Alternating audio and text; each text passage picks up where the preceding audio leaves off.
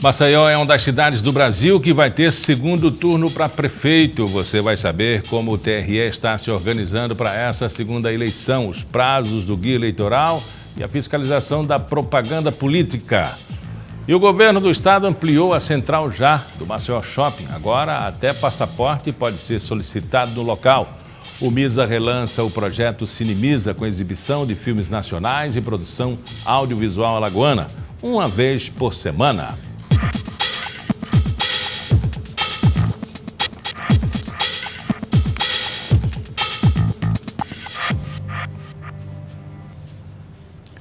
O governo do estado ampliou a central de atendimento já do Maceió Shopping com o objetivo de levar uma gama maior de serviços à população, como, por exemplo, a emissão de passaportes.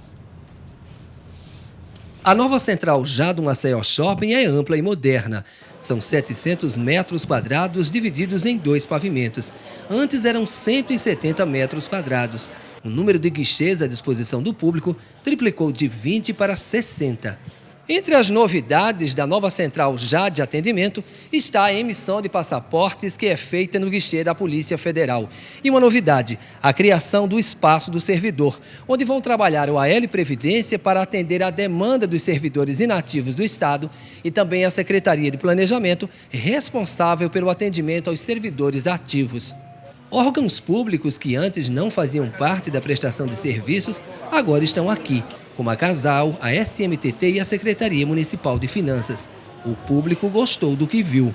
Está muito mais moderno e com a prestação de serviço melhor. O senhor veio fazer o que aqui? Vim renovar a carteira de habilitação. Demorou? Não, foi rápido. O fato de ser dentro do shopping facilita a vida de muita gente. A antiga central registrava, em média, 11 mil atendimentos por mês. A previsão da nova central é prestar cerca de 17.600 atendimentos mensais. Nosso balcão de atendimento antigamente contemplava apenas 2 atendimentos. Agora nós temos o balcão com 6 atendimentos. Entre eles temos 3 pessoas para a triagem dos órgãos. No último domingo, o maçoense foi às urnas para escolher um prefeito e 21 vereadores. A eleição para vereador já foi resolvida, mas a de prefeito foi para o segundo turno entre os candidatos Rui Palmeira, do PSDB, e Cícero Almeida, do PMDB. E agora, quais são os prazos para essa segunda eleição? Quando começa o guia eleitoral? Quem responde a essas e outras perguntas é a assessora do TRE de Alagoas, Flávia Gomes de Barros. Olha, o horário eleitoral gratuito é uma importante medida esclarecedora, propositiva, mas depois termina numa verdadeira esculhambação, porque os responsáveis pela propaganda mandam mais que os candidatos e revelam um perfil diferente de cada candidato. E tornou-se uma coisa enfadonha, chata, irritante, que ninguém gosta. Mas me parece que uma medida ontem reduziu esse horário eleitoral. É verdade isso? Isso. Ontem teve uma reunião, dos representantes das rádios e das TVs com o presidente do tribunal, o desembargador Sebastião Costa, e os demais integrantes do pleno, onde ficou definido, algumas regras, alguns acordos foram feitos em relação à programação na rádio e na TV.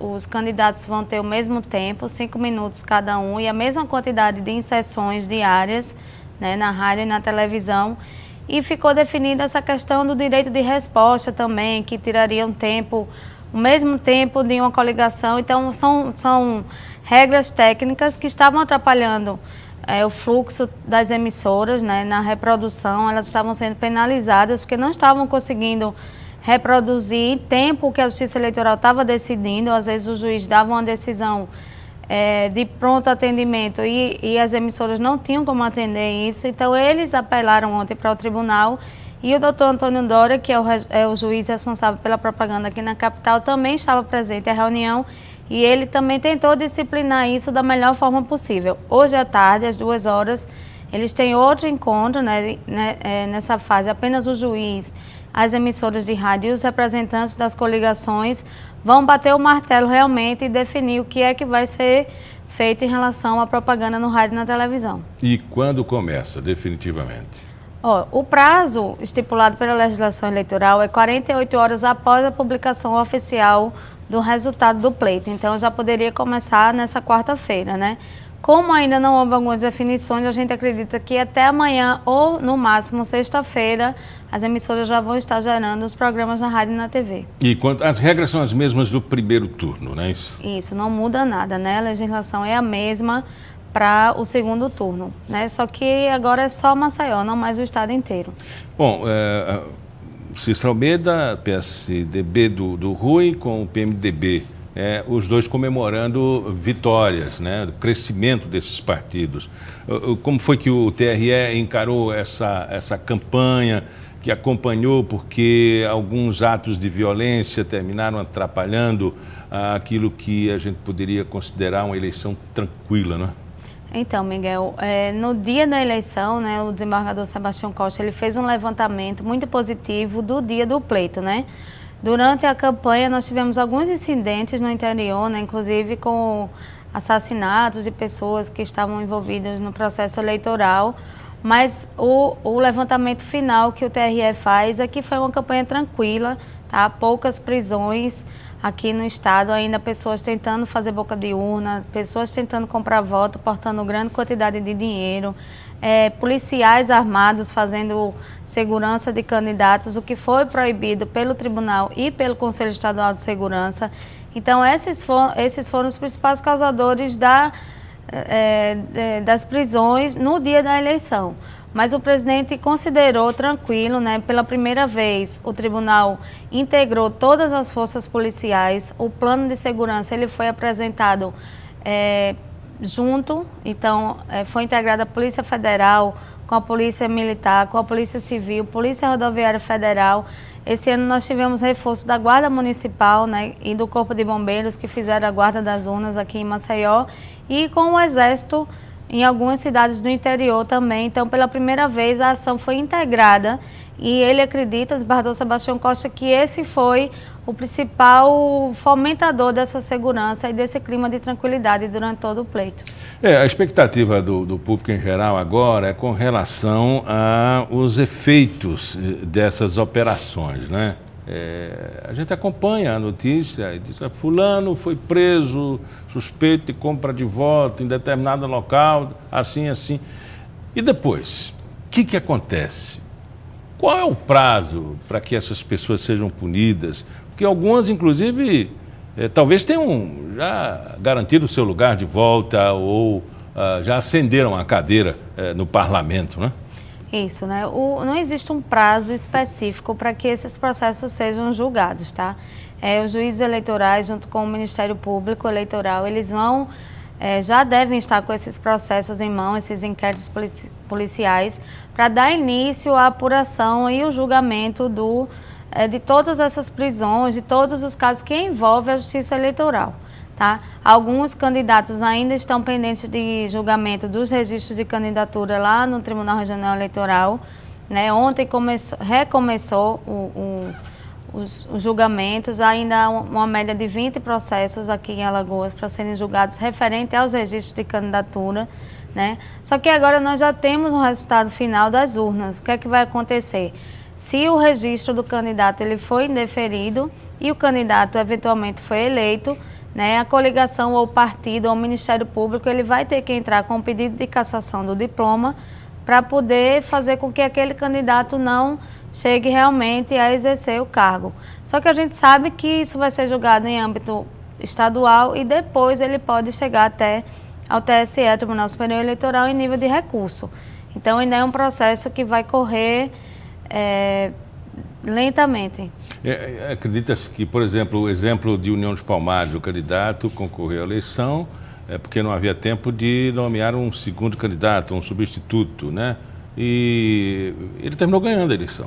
No caso específico dele, é porque a condenação dele foi, né, em nível de justiça estadual, não em nível de justiça eleitoral.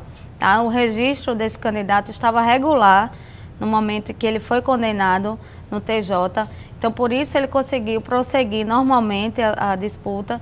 E agora ele foi eleito, né, e ainda há pendente um pedido de registro de candidatura, um processo lá contra o seu registro de candidatura. E aí, caso ele seja julgado, né, improcedente o pedido, Então, ele vai precisar, as outras coligações vão ter que entrar com isso que eu falei, o pedido de cassação do mandato dele, para que ele realmente não exerça o cargo, não chegue a ser diplomado. E caso não haja esse recurso, ele pode ser, ou com o mandado de segurança dele, ele pode ser diplomado e seguir a vida política. Exatamente. E aí os jurídicos, né, vão resolver esse embate agora nos tribunais, tanto no Tribunal Regional Eleitoral de Alagoas, quanto no Tribunal Superior Eleitoral.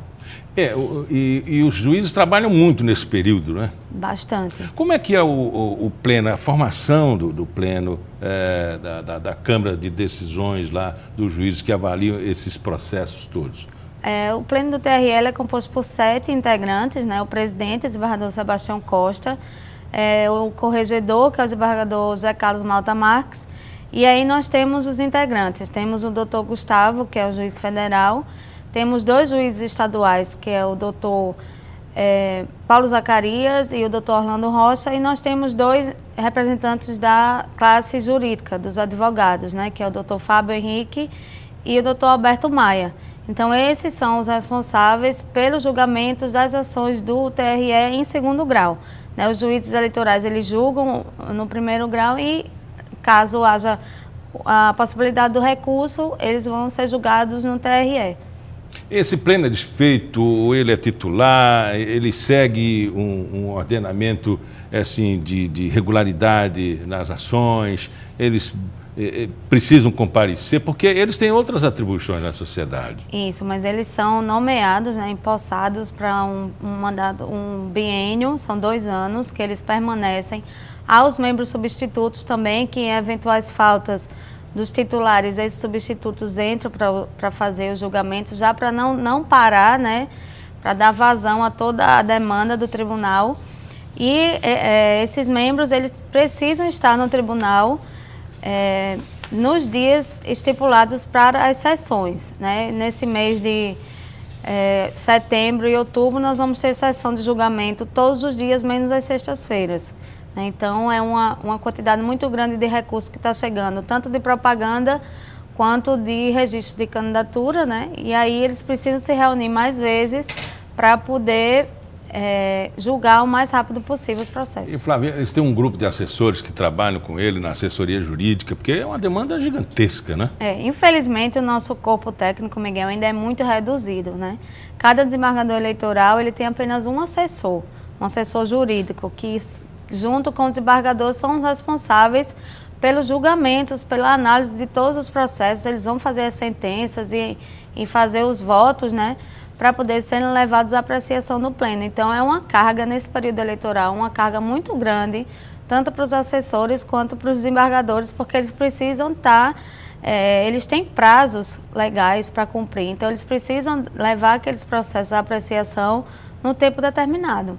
E por isso que há assim, uma demanda muito grande de um pedido de nova análise, né, de vistas, né, porque é humanamente impossível você analisar em tempo hábil a demanda de processos. Né? Exatamente. Existe essa possibilidade, né, se um integrante do pleno ele não está confortável, acha que não conseguiu elaborar um bom juízo de valor em relação a determinado processo, existe a possibilidade de pedir vista, e aí ele passa um tempo determinado também pela legislação para analisar melhor, para ter acesso aos autos, para, né, ver as provas realmente e aí sim levar o seu voto ao pleno. Então isso aí é uma alternativa que os desembargadores eles utilizam bastante, porque não existe realmente esse tempo para analisar efetivamente e detalhadamente os processos. Aquilo vale, se não a vida, mas vale milhares de vidas, porque está lidando com o público em geral, não é o caso de um candidato e a responsabilidade do juiz, né? Olha, daqui a pouco a gente continua a conversa com a assessora do Tribunal Regional Eleitoral, Flávia Gomes de Barros, sobre como vai funcionar também o segundo turno dessa eleição aqui em Maceió. Você vai ver também que o MISA voltou com o projeto Cine Misa. Não saia daí, a gente volta já já.